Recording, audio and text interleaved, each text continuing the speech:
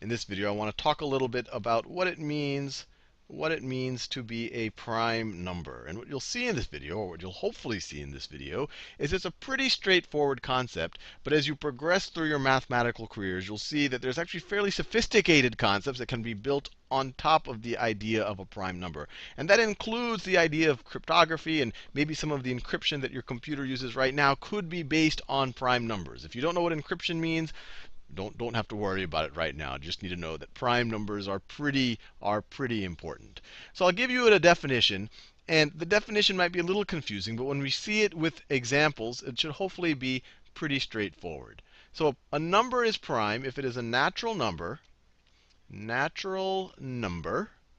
a natural number, once again, just as an example, these are like the numbers 1, 2, 3. So essentially the counting number starting at 1, or you could say the positive integers. It is a natural number divisible by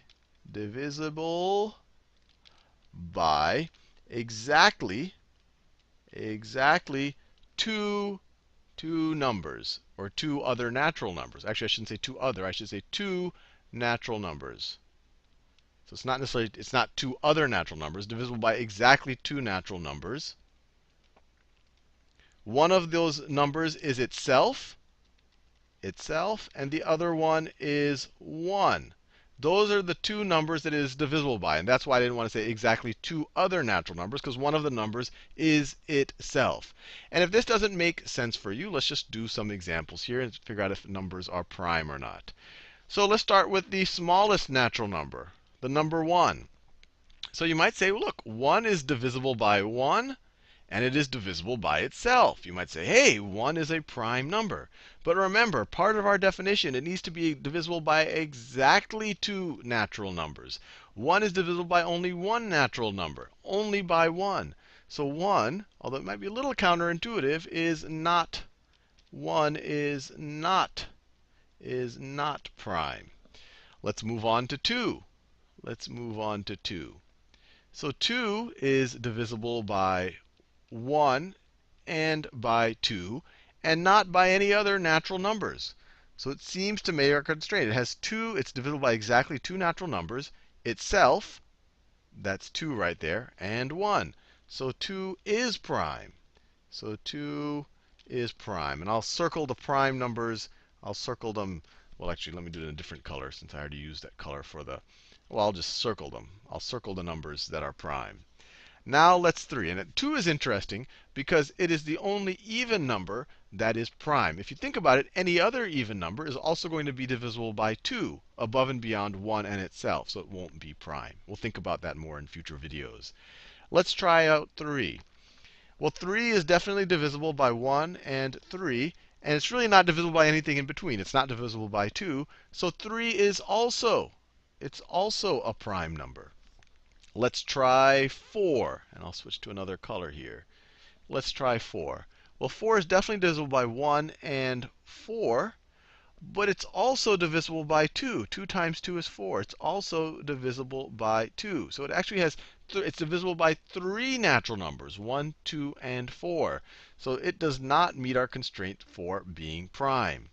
Let's try out 5. So 5 is definitely divisible by 1. It's not divisible by 2. It's not divisible by 3. It's not divisible by 4. Exactly divisible by 4. You could divide them into it, but you would get a remainder. But it is exactly divisible by 5, obviously. So once again, it's divisible by exactly two natural numbers, 1 and 5. So once again, 5 is prime. Let's keep going just so that we see if there's any kind of a pattern here. And then maybe I'll try a really hard one that tends to trip people up. So let's try the number 6. It is divisible by 1. It is divisible by 2. It is divisible by 3. Not 4 or 5, but it is divisible by 6. So it has 4 natural number factors, I guess you could say it that way. And so it does not have exactly two numbers that it is divisible by. It has 4. So it is not prime. Let's move on to 7. 7 is divisible by 1, not 2, not 3, not 4, not 5, not 6, but it's also divisible by 7. So 7 is prime. I think you get the general idea here. How many natural numbers, numbers like 1, 2, 3, 4, 5, the numbers that you learned when you were 2 years old, not including 0, not including negative numbers, not including fractions and irrational numbers and decimals and all the rest, just regular counting positive numbers. If you have only 2 of them, if you're only divisible by yourself and 1, then you are prime. And the way I think about it, if we don't think about the special case of 1, prime numbers are kind of these building blocks of numbers, that you can't break them down anymore. They're almost like the atoms. If you think about what an atom is, or what people thought atoms were when they thought it was kind of the thing that you couldn't divide anymore. We now know that you could divide atoms, and actually if you do, you might create a nuclear explosion. But it's the same idea behind prime numbers. In theory, well, and prime numbers is not theory, we know you can't break them down into products of smaller natural numbers.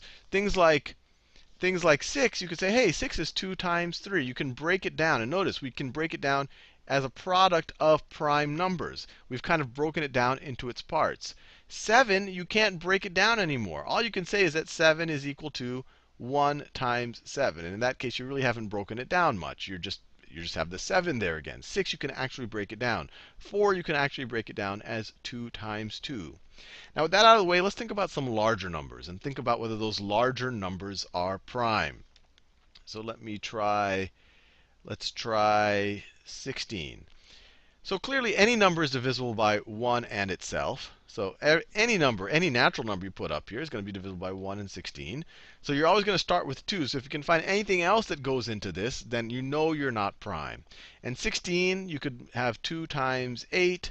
You can have 4 times 4. So it's got a ton of factors here above and beyond just the 1 and 16. So 16 is not prime. What about 17? 1 and 17 will definitely go into 17. 2 doesn't go into 17. 3 doesn't go. 4, 5, 6, 7, 8, 9, 10, 11. None of those numbers. Nothing between 1 and 17 goes into 17. So 17 is prime. And now I'll give you a hard one. This one can trick a lot of people. What about 51? Is 51 prime? Is 51 prime? And if you're interested, maybe you could pause the video here and try to figure out for yourself if 51 is a prime number. If you can find anything other than 1 or 51 that is divisible into 51. It seems like, wow, this is kind of a strange number. You might be tempted to think it's prime, but I'm now going to give you the answer. It is not prime because it is also divisible by 3 and 17. 3 times 17 is 51. So hopefully that gives you a good idea of what prime numbers are all about, and hopefully we can give you some practice on that in future videos or maybe some of our exercises.